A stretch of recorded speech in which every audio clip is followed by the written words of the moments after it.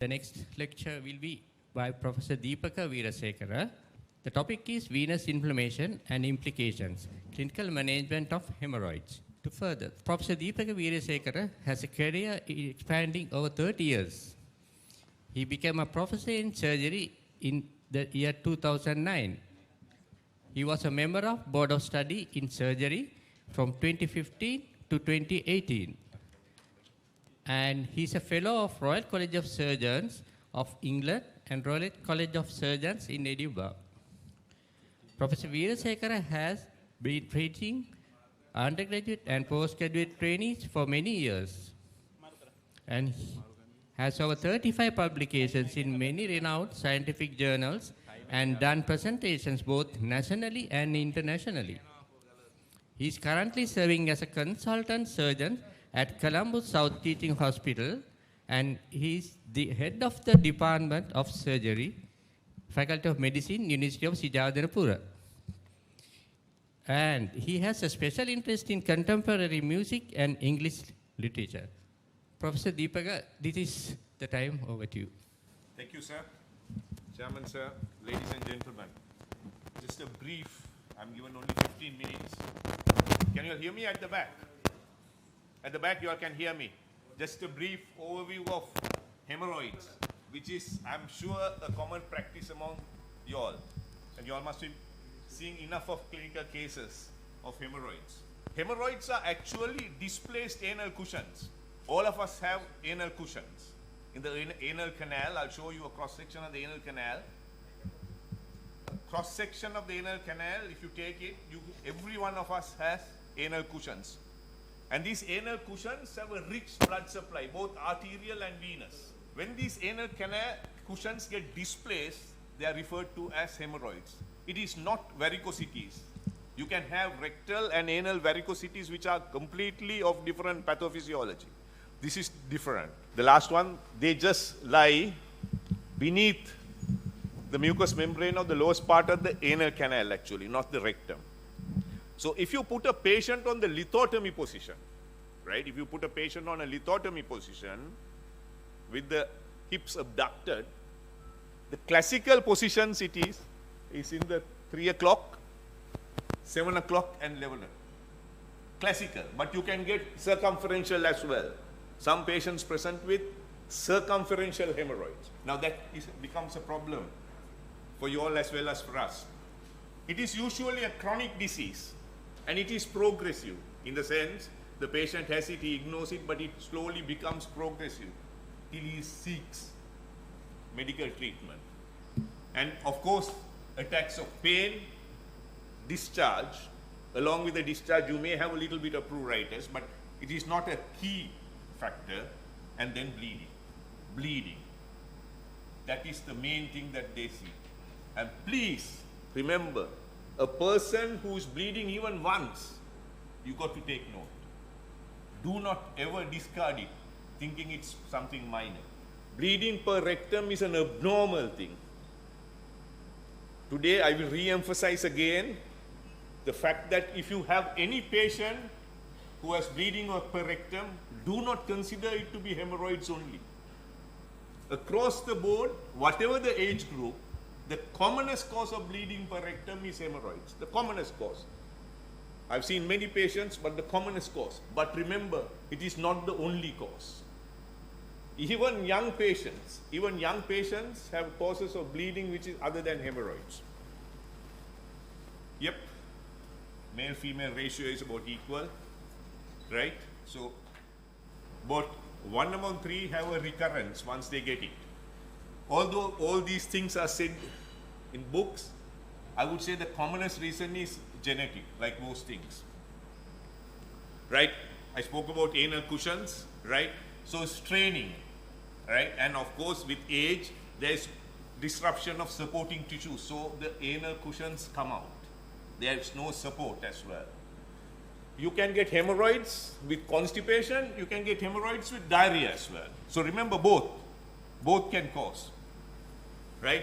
So degeneration of the anchoring tissues and hypervascularization of the arteriovenous shunt, which ultimately cause more shunting of blood to the venous plexus.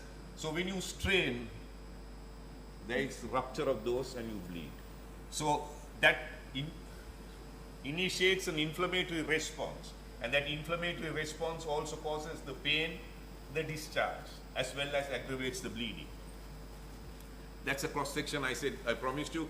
Those are sort of, what you see, those are anal columns, you get anal valves, right?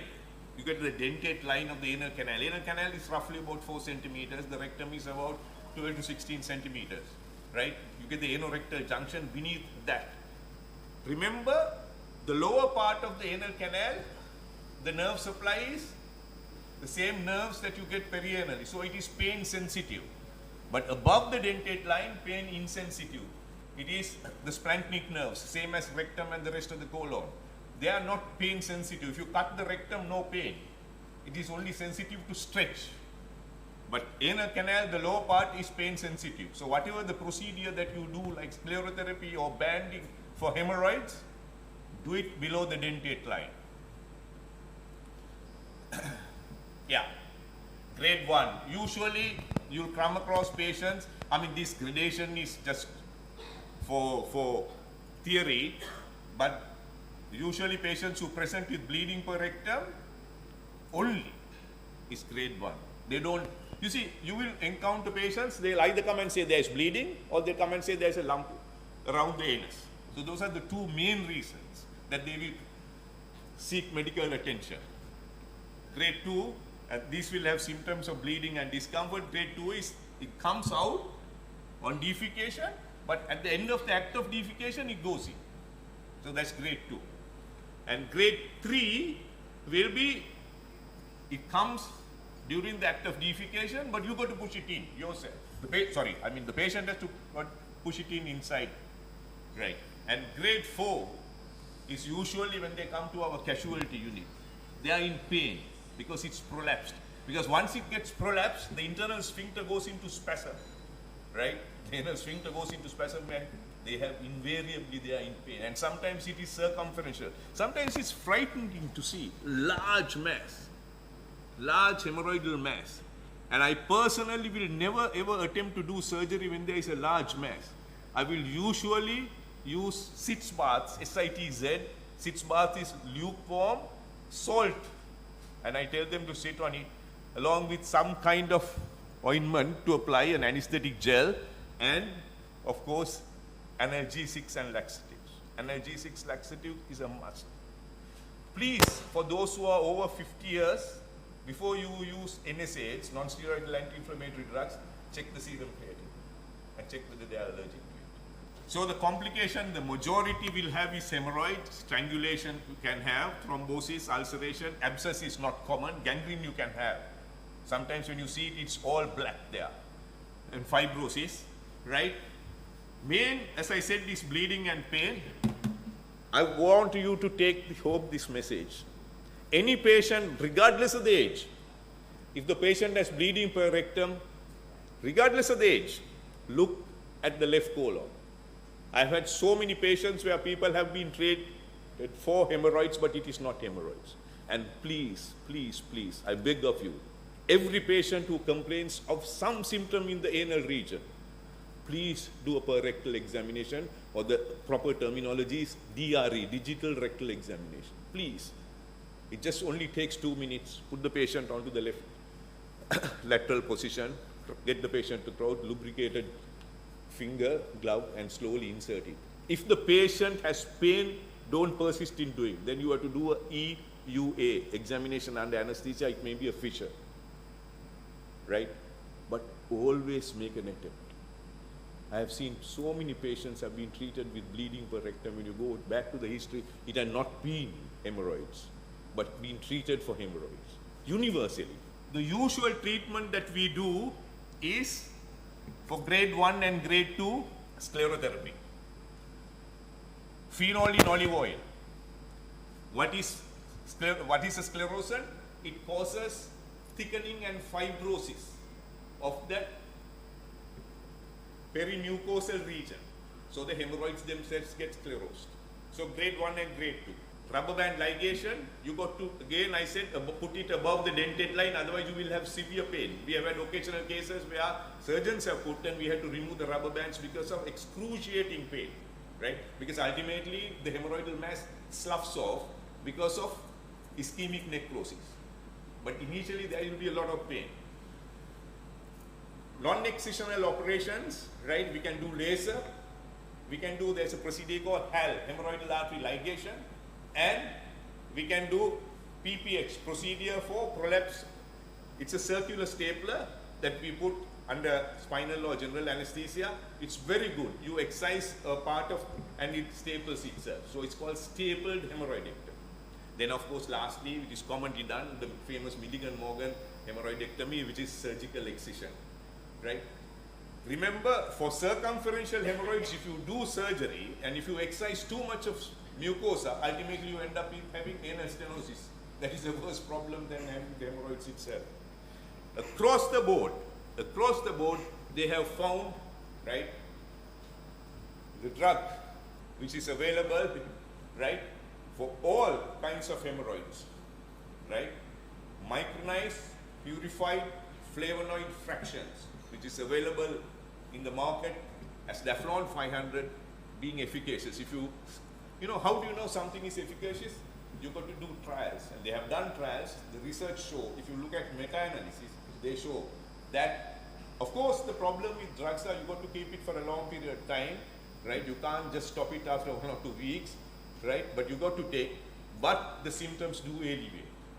But prolapsed hemorrhoids, right, after 6 baths, after you give your micronized purified flavonoid fraction, and you can give your laxatives and your topical gels plus analgesics, right, you may have to think of doing some kind of surgery. Thank you. I'm more than willing to accept 1 or 2 questions. The take-home message I want you all to take is, bleeding per rectum, do not ignore. Even once is abnormal, right? Do not attribute all bleeding per rectum to hemorrhoids, right? There are other causes. Even in young girls, even in young boys, there are other causes. So you got to visualize that area and then decide it is hemorrhoids. Then you treat. In medicine, we usually diagnose everything on history, examination, and investigation. Always in that order. So you take a history, do an examination. Please, I beg of you, always do a digital rectal examination. That is the minimum that you can do. And some investigations, including a full blood count, including the clotting profile, depending on the age group, not on everyone, but please, everyone should have to visualize this. Thank you. Any questions? Thank you very much, Professor. Thank you, sir. Weerasekara, for his excellent lecture on hemorrhoids. And token of appreciation would be presented to Professor Weerasekara by Dr. Tiraj Fernando.